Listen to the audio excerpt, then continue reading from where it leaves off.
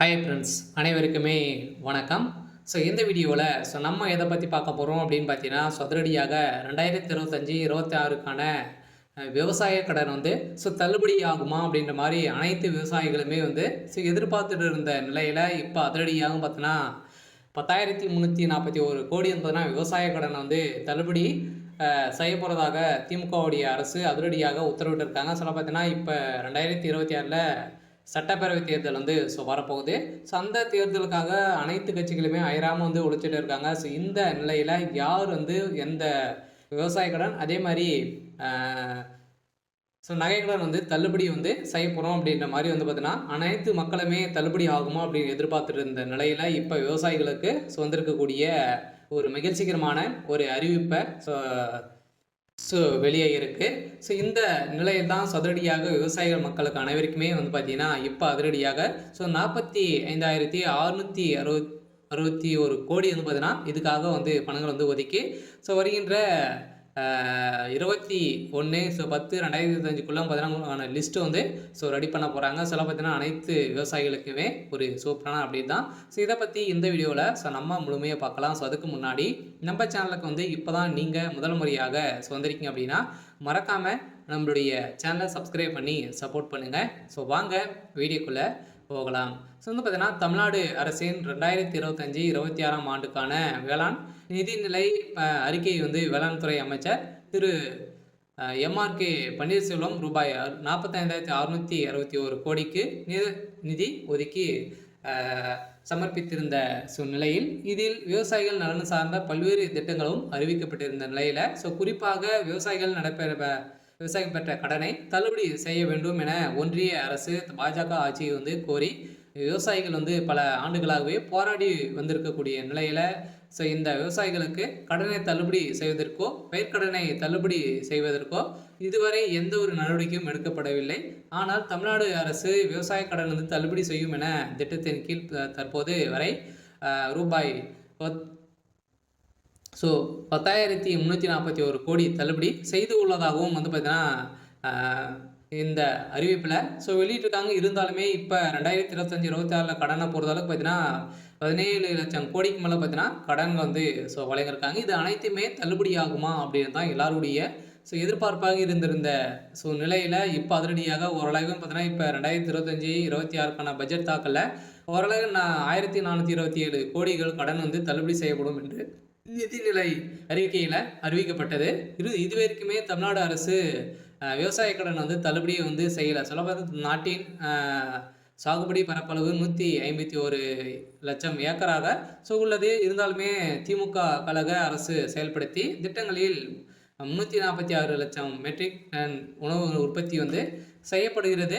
இந்த நிலையில் கடந்த 4 ஆண்டுகளில் 1.86 லட்சம் மின் இணைப்புகளும் விவசாயிகளுக்கு வழங்கப்பட்டிருக்கு. கடந்த அதிமுக ஆட்சி காலத்தில் விவசாயிகளுக்கு இலவச மின்சாரம் வழங்கி வந்தது நடைமுறையில் உள்ளதால் புதிய மின் இணைப்புகள் மறுக்கப்பட்டு வந்த நிலையில் ஆனால் தற்போது மின் இணைப்பு வழங்கப்பட்டு விவசாயிகளுக்கு பாசன வசதி ஏற்பாடு செய்யப்பட்டுள்ளது. அதே போல் விவசாயிகளுக்கு பயிர்க்கடன் அளவு கடந்த ஆண்டு 1.83 லட்சம் கோடி இருந்து நடப்பாண்டில் பார்த்தீங்கன்னா 3.58 லட்சம் கோடியாக உயர்ந்துள்ளது.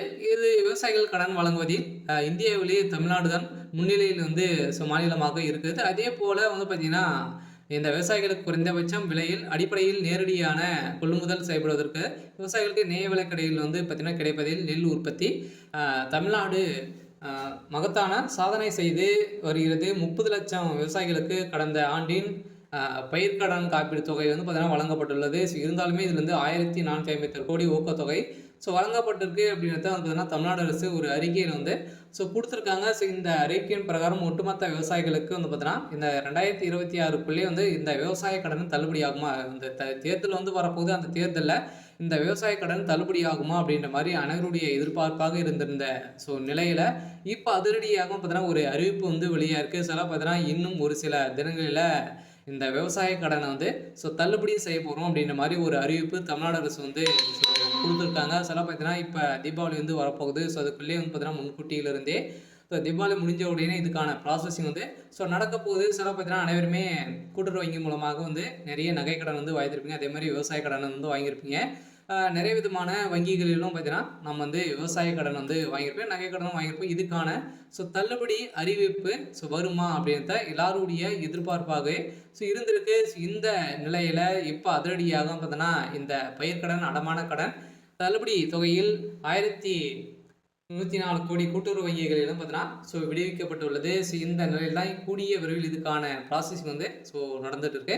சில சிவகங்கை மாவட்டத்தில் பார்த்தீங்கன்னா இந்த பயிர்க்கடன், நகைக்கடன், அடமான கடன் வந்து தள்ளுபடி தொகையிலிருந்து ஒரு 1104 கோடி வந்து மத்திய அரசு கூட்டுறவு வங்கிகள் வந்து தமிழ்நாடு அரசு விடுவித்துள்ளது. இதனால் நிதி சுமையிலிருந்து வங்கிகள் தப்பித்திருக்கக்கூடிய நிலை வந்து உருவாகியிருக்கு. அதே நேரத்தில் மீதமுள்ள 2187 கோடி வந்து பார்த்தீங்கன்னா ஒதுக்கி ஜூன் வரை ரிசர்வ் வங்கி கால அவகாசம் வந்து வழங்கியுள்ளது. வந்து பார்த்தீங்கன்னா அனைவருமே வந்து நம்ம ரிசர்வ் வங்கி மூலமாக தான் நம்ம வந்து கடன் வாங்குவோம். அதில் வந்து பார்த்தீங்கன்னா ஒரு இன்னுமே 2500 கோடிக்கு மேலே விவசாய கடன் வந்து இருக்கு.